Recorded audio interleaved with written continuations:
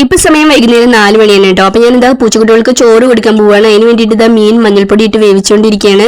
അപ്പൊ അവര് ഊണൊക്കെ കഴിഞ്ഞിട്ട് മിറ്റത്ത് കൂടെ അങ്ങോട്ടും ഇങ്ങോട്ടും വെറുതെ ഉലാത്തിക്കൊണ്ടിരിക്കുന്ന സമയത്താണ് നമ്മുടെ നായക്കുട്ടി വന്നത് കേട്ടോ.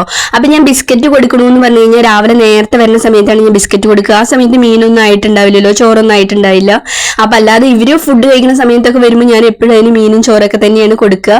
പിന്നെ ഇത് ഞാൻ വളർത്തുന്ന നായക്കുട്ടിയല്ല, ഇത് ഇതിന്റെ അമ്മ പ്രസവിച്ചിട്ട് ഒരു 10 വീടിന്റെ അപ്പുറത്തെ വീട്ടിൽ പ്രസവിച്ചതാണ് കേട്ടോ. അപ്പൊ ഇതിന്റെ കൂടെയുള്ള കുട്ടികളുടെയൊക്കെ ശരീരം ഇങ്ങനെ ജന്മന തന്നെ വെന്ത പോലെ രോമല്യ തന്നെയായിരുന്നു. ജന്മന അങ്ങനെയായിരുന്നു കുട്ടികളൊക്കെ. അപ്പൊ ആ കുട്ടികളൊക്കെ മരിച്ചു പോയി എനിക്ക് തോന്നുന്നു. ഇതെങ്ങനെയോ ഇവിടെ പൂച്ചക്കുട്ടികൾക്ക് ഫുഡ് കൊടുക്കുന്നത് കണ്ടിട്ടാണോ എന്നറിയില്ല, എങ്ങനെയോ ഇവിടെ വന്ന് പെട്ടു. അപ്പൊ ഞാൻ വരുന്ന സമയത്തൊക്കെ ഞാൻ ഫുഡ് കൊടുക്കണ്ട കേട്ടോ, എനിക്ക് അതല്ലേ ചെയ്യാൻ പറ്റുള്ളൂ.